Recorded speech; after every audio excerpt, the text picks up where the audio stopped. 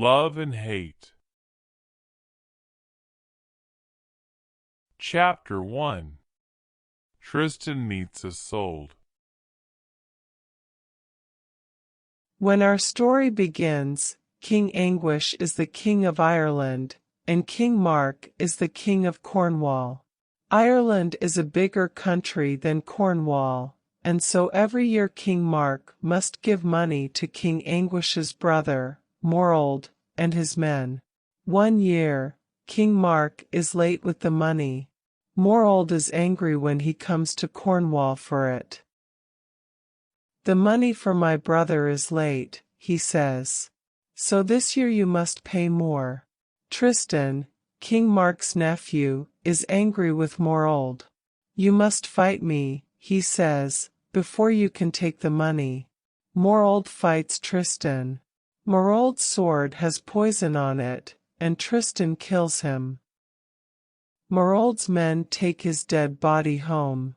Now Cornwall and Ireland are at war. Tristan's wound does not get better. His servant Curvenal puts him in a boat and they go to look for help.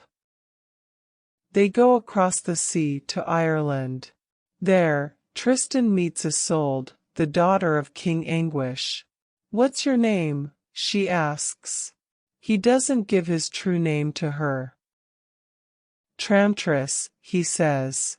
When Isolde sees Tristan's wound, she wants to help him. "Drink this," she says, and she gives him a potion. With her potions, Isolde makes Tristan better. At the same time, they fall in love. But one day Isolde is looking at Tristan's sword. A little piece of it is missing. She goes and finds a little piece of a sword. It comes from her uncle Morold's dead body. It is the missing piece from Tristan's sword. So he isn't Tramtris. He's Tristan, my uncle's killer, she says. At first Isolde is angry. She wants to kill Tristan. But she's in love with him. So she says nothing to her father. After some time, Tristan goes back to Cornwall. There he tells King Mark all about Isolde. "She's beautiful," he says. King Mark wants peace with Ireland. "Tristan," he says, "I must marry Isolde. Go back to Ireland and bring her to me." Tristan goes back to Ireland, but he isn't happy. Peace with Ireland is important, but Tristan loves Isolde, and he wants to marry her. He doesn't want to get Isolde for his uncle.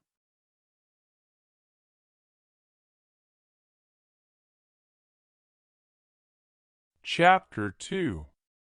Love and Hate. In Ireland, King Anguish listens to the message of peace from King Mark. "And so my uncle wants to marry Isolde," says Tristan in the end. King Anguish thinks carefully about King Mark's message. Then he says, "You're right. Take Isolde to King Mark." When they marry, our two countries can be at peace. Isolde doesn't want to marry King Mark, but she is a good daughter, and so she says goodbye to her father. That afternoon, Isolde goes sadly onto Tristan's ship with her maid Brangwain. Isolde loves Tristan and she wants to marry him. In his heart Tristan loves Isolde too, but she must marry his uncle. He knows that, and so he is cold and unfriendly to her. When the ship is out at sea, Isolde tells Brangwain, "Bring my potions to me." Then potions come from Isolde's mother. Brangwain brings them at once. Isolde takes 2 bottles from the box. "This bottle with a heart is a love potion," she tells Brangwain. "I must drink it when I marry King Mark. And this black bottle is poison." "Poison," says Brangwain. She is afraid. "Tristan doesn't love me now," Isolde says angrily. "He's taking me to Cornwall, and there I must marry his uncle." She gives the black bottle to Brangwain. Put this in a cup for Tristan. I wanted to kill him, she says. Brangwain is afraid. Perhaps Isolde wants to die with Tristan, she thinks. What can she do? Tristan comes and speaks to Isolde. Thank you for looking after me in Ireland, he says. I don't understand, she answers. Why are you cold and unfriendly with me now? I'm sorry, says Tristan, but you must marry my uncle. So our old love is impossible. I hate you, says Isolde angrily. Then kill me, says Tristan, and he gives his sword to her. No, not with your sword, says Isolde. Just then, Brangwain brings a cup to Isolde. Isolde gives the cup to Tristan. Drink this, she says. Tristan takes the cup and begins to drink. He is ready to die. But before he can finish the potion, Isolde quickly takes the cup from his hand. She drinks from it too.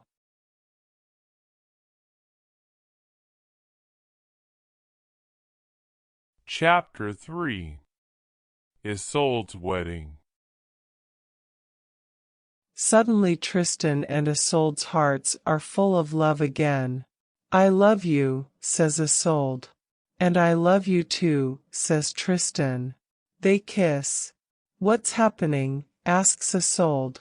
It's the work of the love potion and not the poison, my lady, says Brangwain. I'm sorry. Don't be sorry, Brangwain smiles Isolde. I feel happy because my heart is full of true love for Tristan again. Cornwall.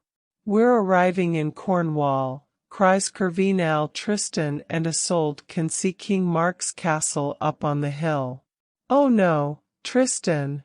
What can we do? Cries Isolde. Now I must marry your uncle.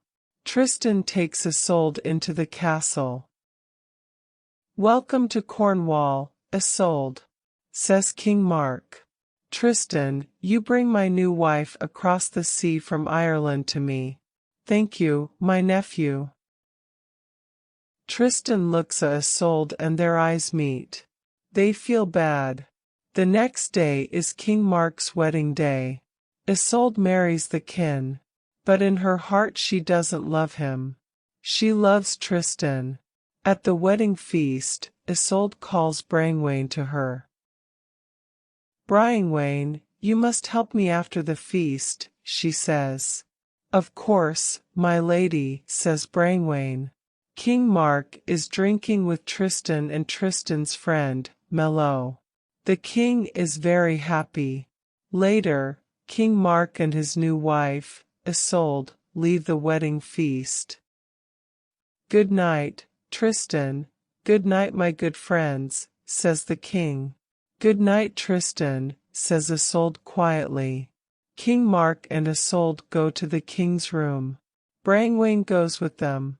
In the king's room, Isolde gets ready for bed. Brangwain, says Isolde, put out the torches for us. Yes, my lady, says Brangwain. In the dark, Brangwain goes to the king's bed, and Isolde leaves the king's room.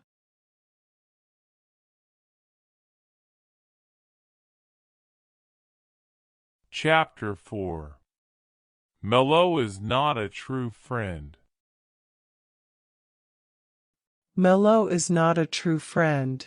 Tristan is a good singer, and he plays the harp well. All the ladies in King Mark's castle like him a lot. King Mark likes Tristan a lot too. They often hunt together. At the castle, Melot is Tristan's best friend. But Melot is not a true friend. He is jealous of Tristan. Everyone loves Tristan, he thinks. But I don't. I hate him. When King Mark meets his lords in the castle, when King Mark is hunting, Tristan often meets Isolde in the garden. They walk and talk and laugh together.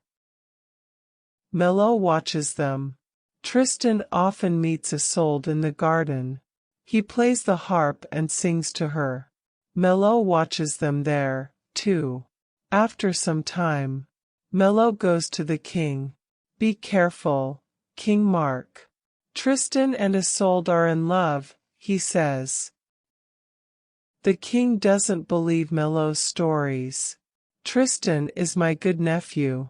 He looks after Isolde when I'm busy. They aren't lovers. You're wrong, he says. One evening, Melot is in the garden near Isolde's room. Isolde is talking with Brangwain, and Melot listens. King Mark is busy tonight, Brangwain, says Isolde. He's hunting with his lords. Is Tristan coming to your room, my lady? Asks Brangwain. Of course, says Isolde. Brangwain, put out the torch by my window and give him the signal. Yes, my lady, says Brangwain. She goes and takes the torch from Isolde's window. At the same time Tristan is looking out of the window in his room. He sees Brangwain at Isolde's window. She puts out the torch. Good, thinks Tristan. I can visit Isolde now. Tristan goes quickly to Isolde. They kiss when they meet. Melot sees Tristan and Isolde together. He watches their kiss. I must tell the king about this, he thinks.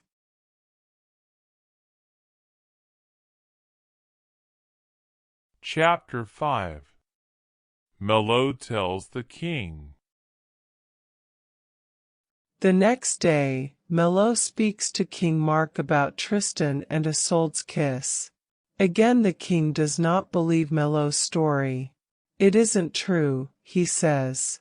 Tristan is my nephew and he loves me. You're lying. You don't believe me. My lord, I can see, he says. So, shall we test your nephew? Test Tristan, says King Mark. Yes, my lord, says Melot, and he tells his plan to the king. Some days after that, King Mark and Isolde are eating in the early evening. Isolde, I'm hunting with my lords tonight, says the king. We want to hunt all night and we're coming back to the castle early tomorrow morning. Good night. Good night, my lord, says Isolde, and she kisses the king. The king rides out of the castle with 12 of his lords. Melot is riding next to him. Later that evening, Isolde speaks to her maid Brangwain. The king is busy tonight. Put out the torch. I want to see Tristan. Don't call Tristan tonight, my lady, says Brangwain. I don't trust Melot. What are you saying? Cries Isolde. Melot is Tristan's good friend. Put out the torch, I say. No, my lady, says Brangwain, and she runs from the room. So Isolde puts out the torch and waits for Tristan. When Tristan arrives, he and Isolde kiss. Suddenly Tristan's servant Curvenal arrives. The king! King Mark is coming! He cries. Just then Melot, the king, and his lords arrive. They aren't hunting all night. They are back at the castle early. You see, my lord, I am right about Tristan, says Melot with a dark smile. King Mark speaks sadly to Isolde. How can you do this to me? You are my wife. I am your husband. Isolde says nothing to him. Then King Mark says to his nephew Tristan, how can you do this to me? I am your uncle, and your king. I don't know, says Tristan sadly. But I am ready to die for it. And I am ready to die with you, says Isolde. And she kisses Tristan in front of King Mark.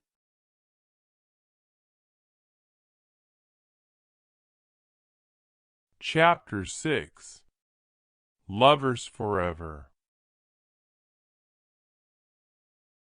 Angrily Melot stabs Tristan in the back with his dagger. There's poison on it. Tristan falls, but Curvenal helps him. "Take my nephew away from here forever," cries King Mark angrily. "I never want to see him again." Isolde cries and cries, but she can do nothing for her lover. Curvenal takes Tristan away in his ship. After some time, they arrive in Brittany. There, the daughter of King Howell of Brittany looks after Tristan. Her name is Blanche. Soon Blanche falls in love with Tristan. But Tristan cannot forget his love for Isolde. He thinks about her all the time. After many months, the wound from Melot's dagger does not get better. Tristan calls Curvenal and gives a letter to him. "I can't live without Isolde. Take this letter to her," he says. "I'm asking her to come here to me." "And, Curvenal, can you do something when you come back?" asks Tristan. "Of course, my lord," says Curvenal. "What is it?" "With Isolde on your ship, put up a white sail," says Tristan. "Then I can know the good news at once when I see the ship far away." "Without Isolde on your ship, put up a black sail." "Yes, my lord," says Curvenal. At the door of the room, Blanche listens carefully to Tristan's words.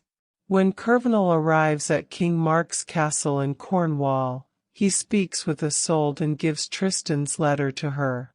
Isolde reads the letter. "Isolde, my love, only you can help me," it says. "Please come and save me, with love from your Tristan." Isolde goes at once and speaks with her husband, King Mark. "Your nephew, Tristan, is dying," she tells him. "The wound in his back is full of poison from Melot's dagger. Only I can save him. Can I go to him?" The king loves his wife, Isolde, very much, but in his heart, he also loves his nephew, Tristan. "Yes, Isolde, you can," King Mark says sadly. "Go to him and help him. You must save him." Some days later, Curvenal's ship arrives in Brittany. A shepherd on the hill near King Howell's castle sees it and cries, "A ship, a ship." In his room in the castle, Tristan hears the shepherd's cry. He is very ill and he can't get up from his bed. "Go to the window," he tells Blanche. "What can you see?" Blanche goes to the window and looks out. "I can see a ship," she says. "And it's coming nearer and nearer." "Are the sails white or black?" Tristan asks her. Blanche remembers Tristan's words to Curvenal. She sees the white sails on Curvenal's ship, but she is jealous of Tristan's love for Isolde. "The sails are black," she lies. "Oh no! I can't believe it.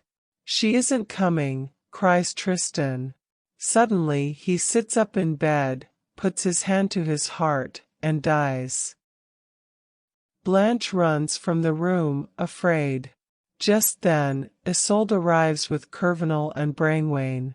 She sits on Tristan's bed, and takes him in her arms. But he is dead and she cannot save him now. With a cry, Isolde's heart breaks, and her dead body falls next to Tristan's. Curvenal and Brangwain bury Isolde next to Tristan. From Tristan's grave a white rose grows and from Isolde's grave a red rose grows. The roses grow together. Tristan and Isolde are dead, but their love lives forever.